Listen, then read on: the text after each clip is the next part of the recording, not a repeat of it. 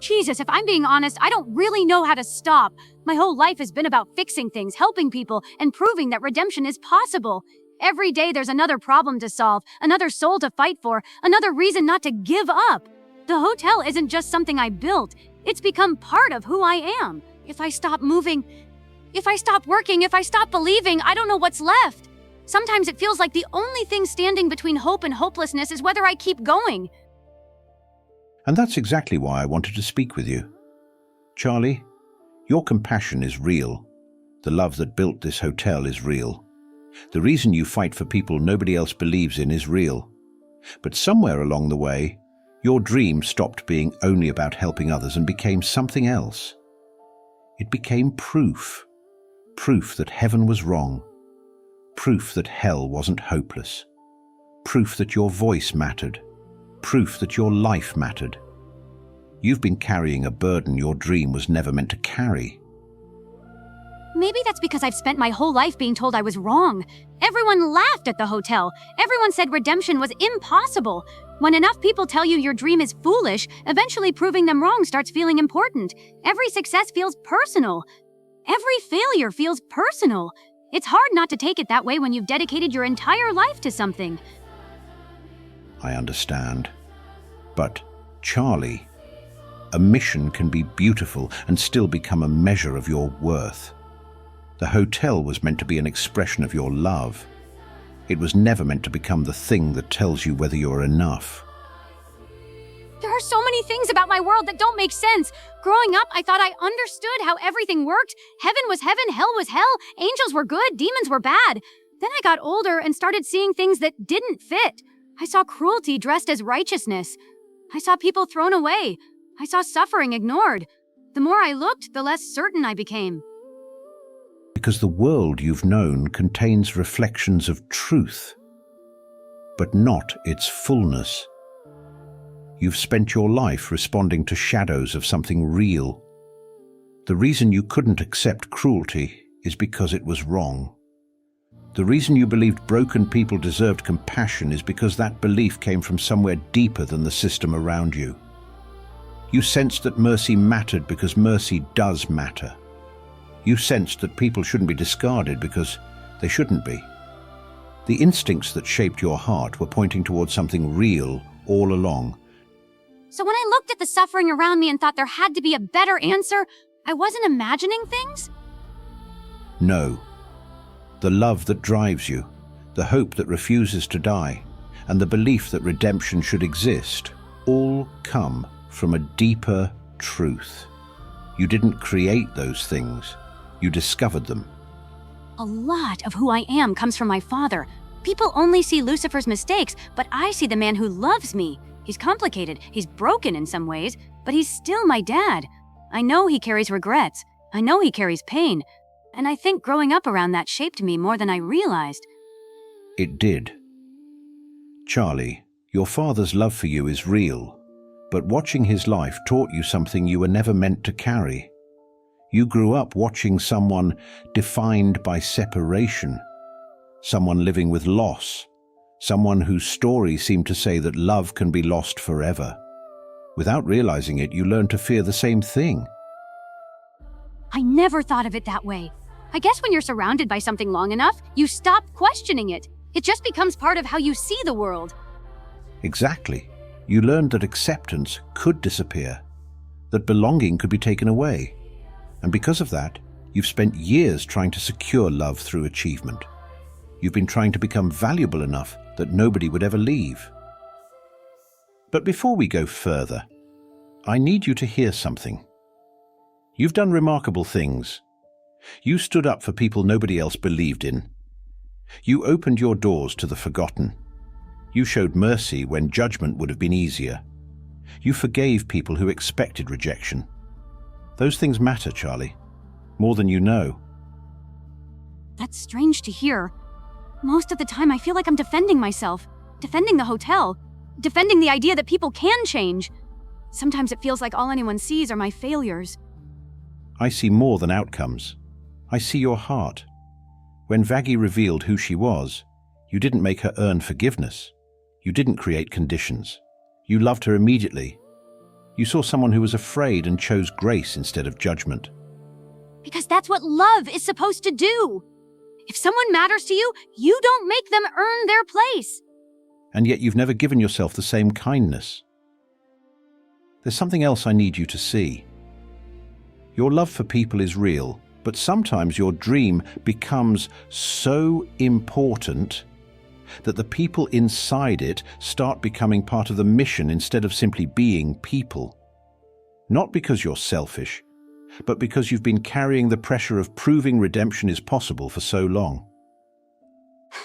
I think I know where you're going with this. Anthony, you loved him. You wanted him healed. But part of you also needed him to succeed because his success validated your dream. You were carrying two burdens at once, loving a person and defending an idea. That hurts because it's true. I cared about him, but every breakthrough felt like proof that I wasn't wrong. Every setback felt like proof that maybe everyone else was right. I never wanted him to carry that weight, but looking back, I can see that he did. And the same thing happened when Pendleton reached heaven. Your joy was genuine. But there were two kinds of joy. One came from seeing someone restored. The other came from finally being proven right. The deeper joy was always the truer one. The purpose of redemption was never your vindication. It was always people. You're right.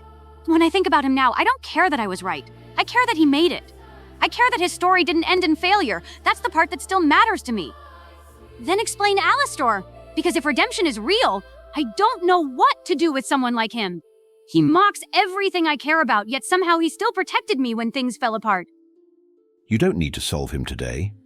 You only need to remember that people are often more complicated than the labels attached to them. You spend so much time looking for redemption in obvious places that you sometimes miss where grace is quietly beginning to move. His story isn't finished. Neither is anyone else's.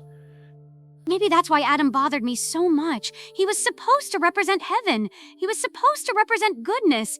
Instead, he represented everything I feared. Pride, cruelty, judgment. How was I supposed to see that and not question everything? Because what you saw was wrong. The part of you that rejected it wasn't rebellion. It was wisdom. Charlie, the heaven you've spent years fighting is not the heaven I came from. The compassion that drives you, the refusal to abandon people, the belief that nobody is beyond hope. Those things reflect my heart far more than Adam ever did. You spent years believing you were fighting against me when, in reality, you were responding to truths that came from me. I think that's why so many people connect with redemption stories. Not just me, the people who love this hotel, the people who see themselves in its residents, the people who feel broken or forgotten. They're searching for hope. And hope is exactly what they were made for. Every heart longs to hear that failure isn't the end. Every heart longs to hear that grace is real. The reason redemption resonates so deeply is because people recognize something true inside it, even when they don't yet know where that truth comes from. But beneath all of this is another wound, one you've spent years avoiding, your mother. Yeah. For years you've carried her absence. You've told yourself she had reasons. You've told yourself she was doing something important. But deep down, you've spent years hoping the next success would finally make her notice you. Every achievement became another attempt to be seen. I hate how accurate that is. Every victory felt like one more chance to finally be enough, one more chance to finally hear something back. I kept telling myself I was building the hotel because I believed in redemption, and I did.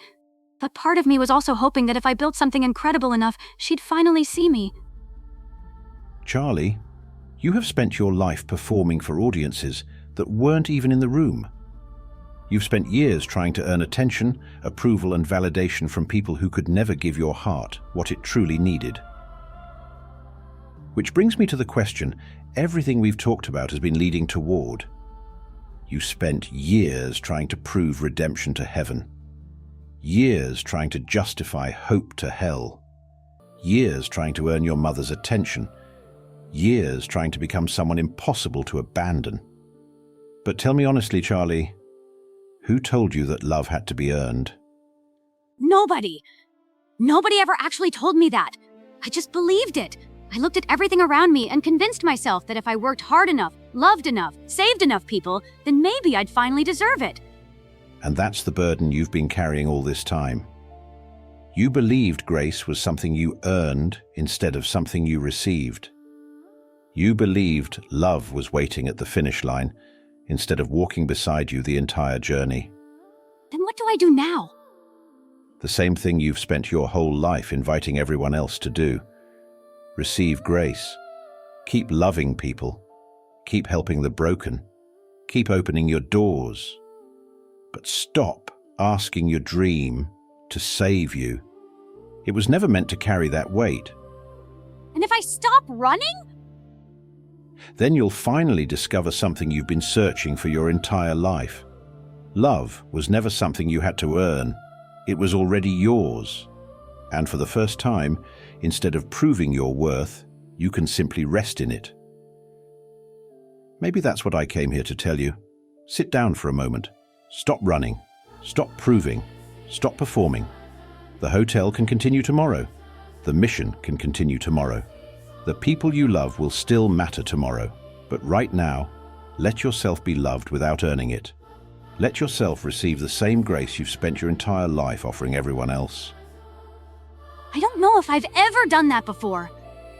I know. That's why it's the first step.